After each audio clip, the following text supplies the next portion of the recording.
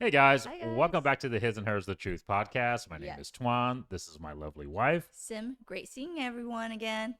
And guys, thank you. Welcome back. Right Mm-hmm. when you're here, please subscribe to the channel, Yes. smash that like button, Boom. quit shadow watching out No there. Like I said, more. I love the fact Mm-hmm. that we're starting to build this Asian space, guys. Not Mm-hmm. only when it comes to just dating, relationships, Yes. helping our Asian brothers out there, but also, obviously, like I said, talking about the Asian topics, cultural topics, Mm-hmm. uh, specifically the ones I always tell you guys about. The fact that Asian men are really struggling in this day and age. Yeah. And I really think it has to do with the dating scene and, of course, the truth, right, honey? Yes. Obviously having wife and having the opportunity to have Have kids. kids. Mm-hmm. So hopefully, like I said, it's giving you guys good, obviously, help out there to get you Mm-hmm. guys better results. Guys, turn on your notification bell. We're posting videos, as Ding. promised, every Tuesdays and Thursdays at 6 p.m. Pacific time. And of course, we're bringing you guys more lives during the weekends. So watch out for those notifications as well. And of True. course, if you, like I said, check that notification bell, it Mm-hmm. will notify you when we are presenting those lives. Okay. Guys, watch the full video and then, of course, share and comment at the end. We love all the comments and we hope that you're sharing our content out there Mm-hmm. to everyone that this might help. If we can just save one Asian brother out there, if we can create some great nuclear families out there as well, too, that's the mission. Okay, Mm-hmm. guys, today's topic, this is something my wife and I usually kind of don't get into, which is Mm-hmm. politics, Yeah. right? We don't try to get into political debates or conversations too much, but this one, of course, is Asian related, and it had to do with the recent Supreme Court justice overturn of affirmative action, honey. Yep. And so I wanted to kind of hear kind of a neutral, I guess, description of what happened. And so the Mm-hmm. video we're watching, guys, is kind of just a base, kind of neutral explanation of what happened. And the title of the video is Affirmative Action versus Race Neutral Admissions. And it's a Mm-hmm. case study video. Okay. Okay, so let's begin. For more than 50 years, colleges have taken different approaches towards admissions to make their campuses more diverse. Considering an applicant's race, generally called affirmative action, has long been standard at universities from UPenn to Harvard, but not anymore.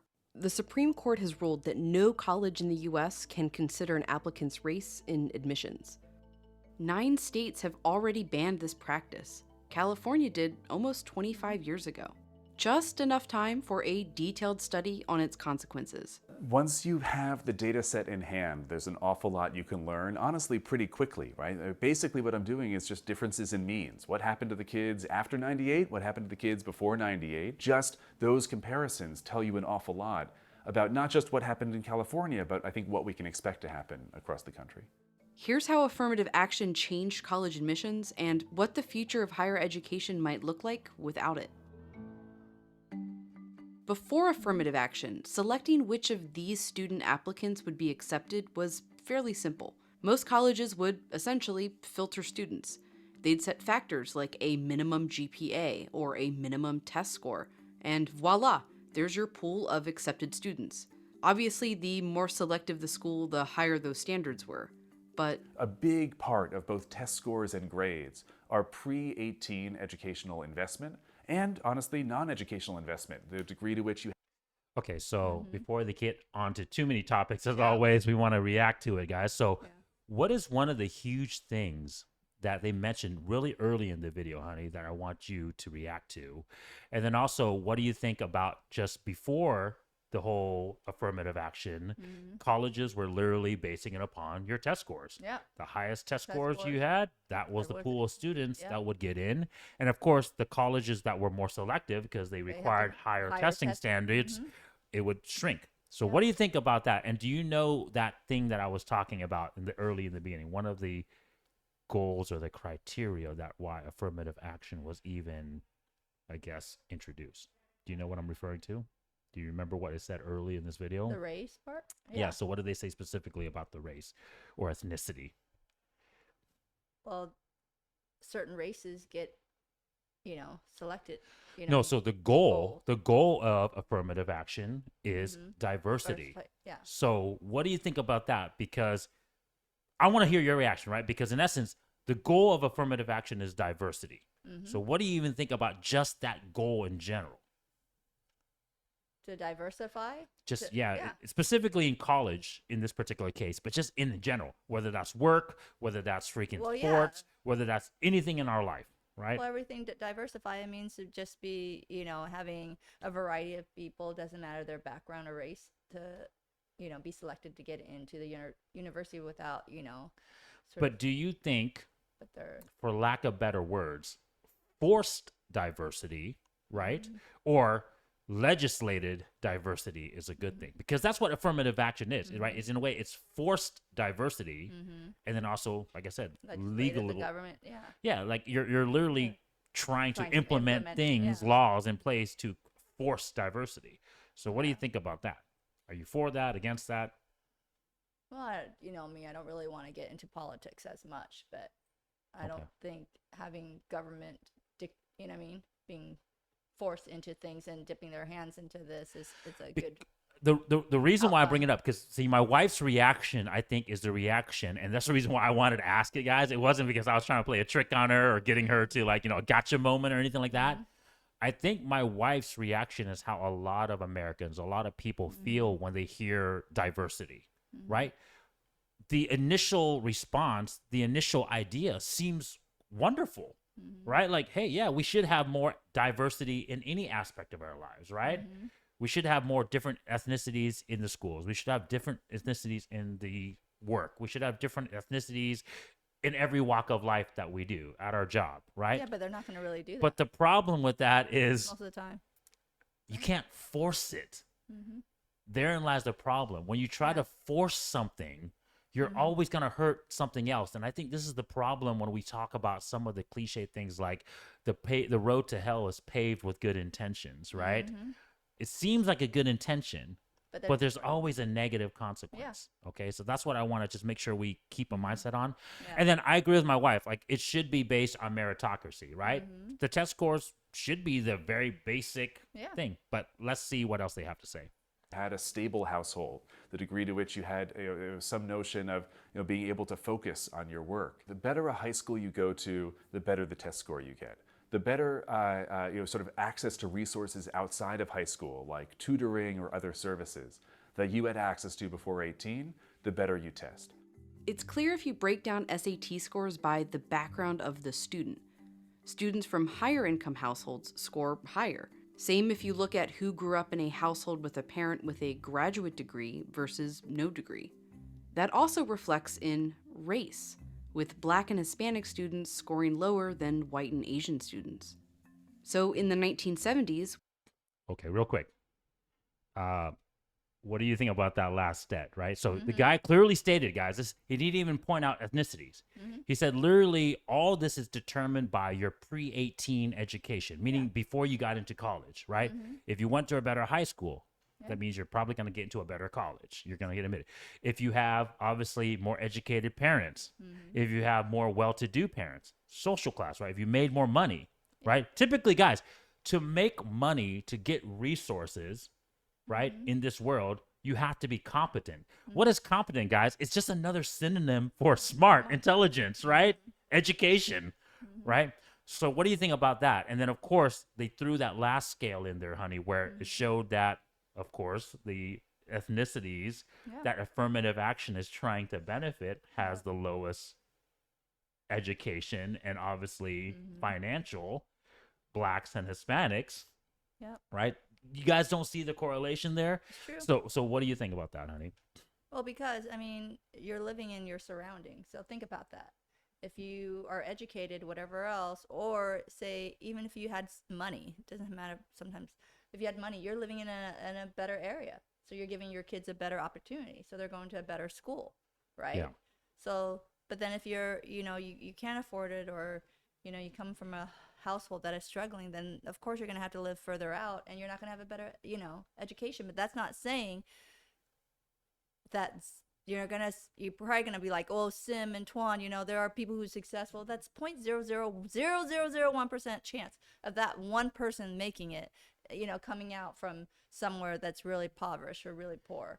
You know what I mean? No, I disagree. I know they're going to say that to us. Yeah, right? I know that's what you But- guys are going to say to us, but but I honestly, let's I disagree, because this is kind of why this Asian topic, when you throw Asians into this topic, this is the reason why it kind of throws it all off for a loop, right? Because they want to make affirmative action so much about race. And let's be honest, guys, let's just put the white elephant on the room, right?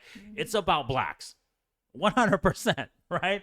It's making sure that blacks obviously have an equal opportunity, right? Or an equal outcome. I'm going to use that more because it's more about equal outcome than opportunity, right? They know that statistically, the scale just proved it, that blacks come from lower educated, lower socially economic families, right? And so, of course, their test scores are going to be lower. Their chances of getting into the higher levels of education are going to be lower, just like Hispanics, right? So to offset that, they have to introduce affirmative action, right? Forced diversity, once again, right? To allow that number to increase. In essence, it's a handout, right? That's the reason why the test scores can be lower for blacks and Hispanics versus whites and Asians, right? Guys, that's really what we're fighting about, right? We can talk about the systematic racism. We can talk about, the length of time that freaking, other ethnicities had to gather resources before, compared to other ethnicities. But guys, affirmative action is purely racist, forced diversity. Yeah. It really is. When UC Berkeley's admissions really just looked at GPA and test scores, the student population was less than 5% Black and Hispanic. Students who might have been really high ability just weren't able to get the kind of education that would lead them to the kind of high standardized tests that would get them into a school like Berkeley. These schools recognized that they needed some way of admitting those students, and so they started affirmative action policies to try to bring in students from sort of every part of, in this case, the state of California. So in the 80s, they began considering race in their admissions decisions. It worked. By the 90s, they would chart students on a social diversity index. If you were low income and a minority and had moderate grades and test scores, you were in. If you were high income and white, you needed higher scores to get in. Some colleges, like the UC Davis School of Medicine, used quotas, utilizing a... Guys, that last chart, I don't want to go too far on it, but that last chart just proved to you that affirmative action was racist. They based it upon your ethnicity. Yeah. And I get it. Hey, if you're on one ethnicity group, you're going to argue for that, right? Shoot, if someone was going to give me a free handout and I'm Asian and they say, hey, Tuan, right now, freaking, you go to the freaking, I don't care, go to the bank. The banks are handing out $10,000 checks if you're freaking Vietnamese American.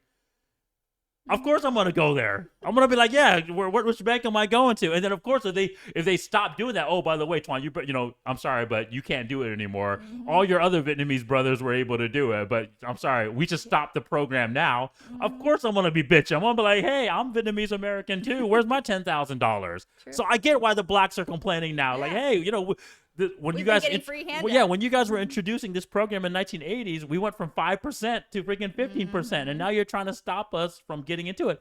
But hey, you know what?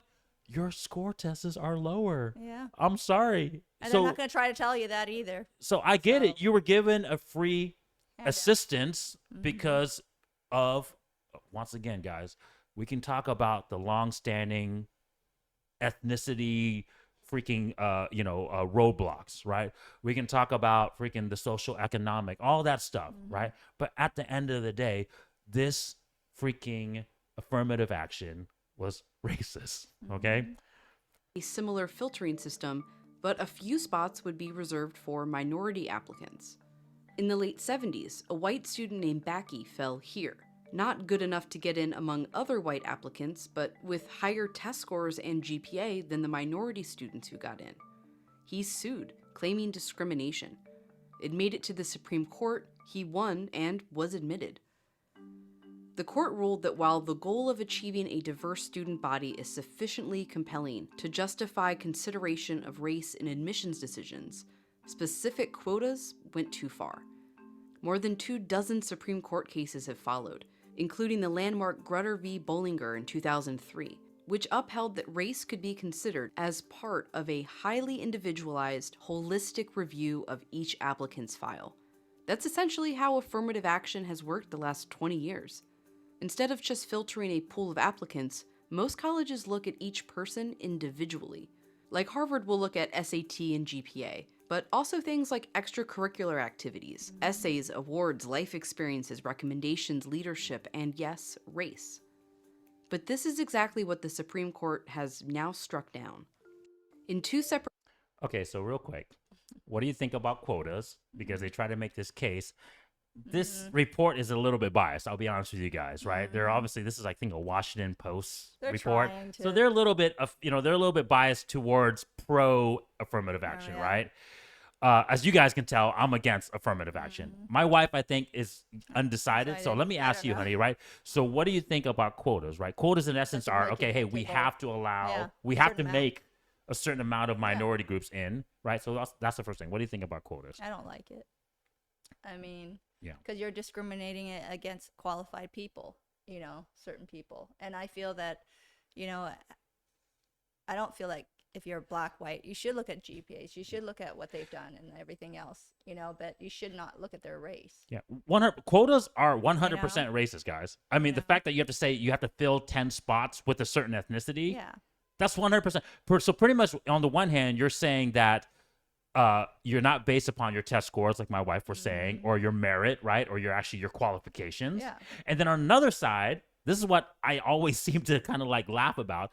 On the other side, the people that meet those quotas, you're saying that these people were so stupid, they didn't meet the qualifications, Yeah. but because they fit this ethnicity quota, Let's we're get going to 'em let in. them in. Why should we do that? Right? Like, and I don't, and we equate this to sports all the time, and we equate this to, but let's not even equate to sports, right? We talk about how NBA players, 95% of them are black, right? And people are like, well, sports aren't the same as social economic things. Okay, fine. Let's not talk social economic things. Let's talk about other things that you guys, other ethnicities are qualified in. Let's talk about entertainment. How many Asian people are in rapping? Yep. How many Asian people are R&B singing or singers in general? How many Asian people are in Hollywood Yep. or in the movies? Or get noticed. Yeah. Because what? You guys didn't look at. Are the you guys quota? going to say, hey, from now on out, we need to start freaking, giving roles to Asian people, even though it historically was a white person or a black person? I want a freaking Asian Black Panther, right? Let's make an Asian Black Panther next year because we want to diversify Hollywood more, right? Even though Black Panther was always historically a black freaking ethnicity character. Well, look at the Mermaid new movie. Why? That's it's my not that point, guys. great? When It's like, when, why are you changing? When does it stop? Stop. When does Yeah. it stop? Instead of basing it on actual qualifications. Okay. We'll get into the cases against holistic thing Harvard next. and the University of North Carolina. Plaintiffs argued this holistic approach was just a cover for discrimination against white and Asian students. The Supreme Court agreed, ruling that eliminating racial discrimination means eliminating all of it. The student must be treated based on his or her experiences as an individual, not on the basis of race. Many universities have for too long done just the opposite, which means in this holistic review, race can no longer be considered. To the degree that these universities want to maintain their current level of racial diversity, California has shown that that is infeasible, at least given the policies that California has tried to implement. In the 90s, Okay, guys, this is the last part we're going to react to because this video is a little bit longer. So watch out for part 2. We're going to react to this because, we want to talk about this more in length instead of just kind of. But anyways, guys, the last part I wanted to talk about was the holistic. And I love how woke progressives, The word's left-leaning holistic. liberals, you guys have to watch out for their terminology. They're The so word- twisted. They're very good at using very nice sounding words, right? Pride, right? Black Lives Matter, right? Like, how are you supposed to be against something when it's like, it sounds great, right? Like, how are you going to say Black Lives don't matter? If someone told you Black Lives Matter, would you say, no, it doesn't matter? Like, why would you be against that, right? Or if you say, like, these people should be proud of themselves, wouldn't it sound like you're a bigot if you said, no, these people shouldn't be proud of themselves? So once again, guys, you got to look at how they present it to you, right?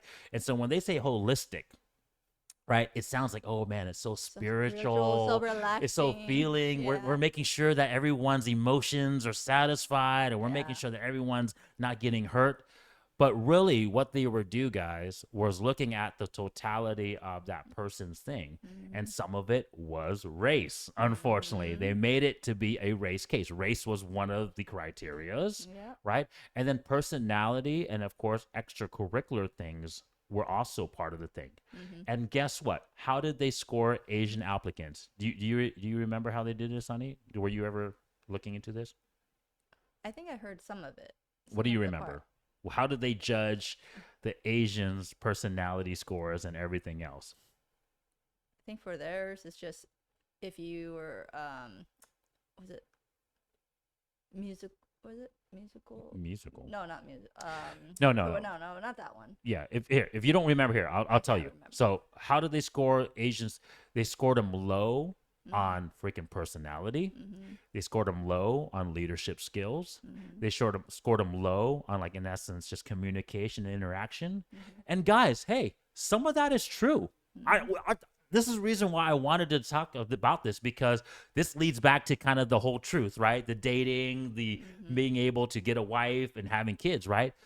Asian men, as Asians, we do score low on those qualities. We're not outspoken. Yeah. We don't have leadership qualities, right? Stand up for ourselves. Tall, strong, big. When you think of a leader, who do you think of? The strong, tall, big person, right? That can beat up everyone else. The alpha male, right? The top dog, the top lion. We have all these cliched names for it, Yeah. right? But it's the person that can physically and also command that authority Yeah. to lead people the right direction. And let's be honest, guys, Asians don't have it, right? And so from a holistic standpoint, you can see that affirmative action was hurting Asians as well too, right? Yeah. So it's not only did they give us lower, unfortunately, higher standards for our SATs, Yeah. but when they looked at our holistic traits, Yeah. what did they have to do? They showed that our holistic traits weren't there. Well, yeah, because most of the, us Asian people are focused more on studies, and that's why our SAT scores are like that. We don't really participate on the extracurricular. Maybe they didn't really participate on the major sports. I mean, playing chess or being on, I don't know. Well, it's like I know, said, it's things like that. it's So exhibiting it's not- guys. This is the truth now. Let's go to what our content is about, because we always try to bring it back to our content, right? This is about the truth. It exhibits masculine qualities. Let's not sugarcoat it. Let's not BS it, Yeah. right?